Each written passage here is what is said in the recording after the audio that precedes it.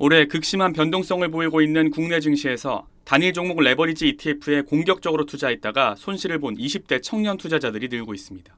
사회초년생들이 경제적 격차를 만회하기 위해 적극적으로 투자하고 있지만 투자 경험 부족으로 손실 가능성도 큰 만큼 교육 콘텐츠 확대 등 지원책이 필요하다는 지적이 나옵니다. 강명구 국민의힘 의원이 금융투자협회로부터 제출받은 자료에 따르면 지난 4월부터 7월 13일까지 단일 종목 레버리지 심화 교육을 받은 투자자 74만여 명 중 20대가 8만여 명으로 11%에 달하는 것으로 나타났습니다. 30대까지 넓히면 교육받은 투자자 전체의 35%가 20대와 30대 청년이었습니다. 사회초년생들이 단일 종목 레버리지에 투자하는 이유는 모아둔 자본이 부족한 만큼 공격적인 투자를 통해 경제적 격차를 빨리 만회하려는 것이란 분석이 나옵니다. 윤동열 건국대 경영학과 교수는 20대에게는 근로소득과 저축만으로 주택 마련이나 원하는 수준의 자산 형성이 어렵다는 인식이 커졌다며 손실을 경험한 이후에도 시장을 떠나기보다 다음 상승장에서 만회하려는 심리가 나타날 수 있다고 분석했습니다.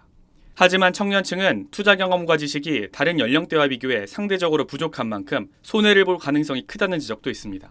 한국금융소비자보호재단이 지난해 11월에서 12월 만 25세에서 64세 성인 남녀 2,500명을 대상으로 고위험 ETF 투자에 대한 지식 수준을 파악한 결과 평균 정답률이 53.8%에 그쳤는데 2030 세대의 이해도는 다른 연령 대비 더 낮은 것으로 나타났습니다. 금융투자업계에선 청년들이 SNS 등을 통해 투자 정보를 얻는 비중이 높은 만큼 쇼폼이나 청년층 눈높이에 맞춘 디지털 교육 콘텐츠를 개발해 정보 접근성을 확대해야 한다는 의견이 나옵니다. SBS 김태원입니다. 오는 19일부터 단일 종목 레버리지 상장지수 펀드 ETF 등에 처음 투자하는 개인 투자자는 실제 투자에 앞서 모의 거래를 의무적으로 해야 합니다. 국내뿐 아니라 해외 증시에 상장된 단일 종목 레버리지 상품에도 같은 규제가 적용됩니다. 한국거래소에 따르면 오는 19일부터 단일 종목 레버리지 인버스 ETF와 ETN을 처음 거래하는 일반 개인 투자자에게 모의 거래 이수 의무가 적용됩니다.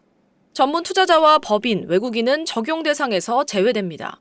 신규 투자자는 한국거래소 모의거래 홈페이지에서 5거래일 이상 모의거래를 해야 합니다. 하루 최소 1시간씩 모두 5시간 이상을 이수해야 실제 상품을 거래할 수 있습니다. 다만 기존의 단일 종목 레버리지 상품을 거래한 경험이 있는 투자자는 모의거래를 하지 않아도 됩니다. 지난 5월 27일부터 이달 18일까지 국내 또는 해외 단일 종목 레버리지 상품에 투자한 경험이 있다면 이수 의무가 면제됩니다. 모의거래 시스템은 19일부터 운영되기 때문에 신규 투자자가 실제 이수를 확인할 수 있는 건 5거래일이 지난 24일부터입니다. 이후 이수 정보를 증권사에 등록하고 승인을 받는데도 1에서 2영업일이 추가로 걸릴 수 있습니다. 이번 조치는 단일 종목 레버리지 상품에 과도한 투자를 막기 위해 정부가 내놓은 추가 규제 가운데 하나입니다. 금융당국은 지난달 계좌별 투자 한도 설정과 거래비용 부담 강화, 사전 모의거래 의무화 등을 추가 대책으로 제시했습니다. 이 가운데 모의거래 의무화는 오는 19일부터 먼저 시행되는 겁니다.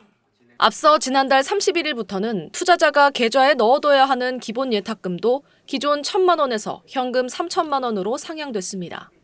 주식 등 대용증권도 인정하지 않으면서 투자 진입 문턱을 크게 높였습니다. 규제 이후 관련 상품의 규모는 빠르게 줄고 있습니다. 전날 기준 국내 증시에 상장된 16개 단일 종목 레버리지 인버스 ETF의 시가총액은 5조 6천억 원 수준입니다. 금융당국은 기본 예탁금 규제 등을 통해 한때 12조 원까지 불어난 관련 상품 규모를 4조에서 5조 원 수준까지 낮출 수 있을 걸로 예상했습니다. 단일 종목 레버리지 상품이 지난 5월 국내에 처음 출시됐을 당시 상장 규모인 4조 4천억 원과 비슷한 수준입니다. SBS 김민정입니다.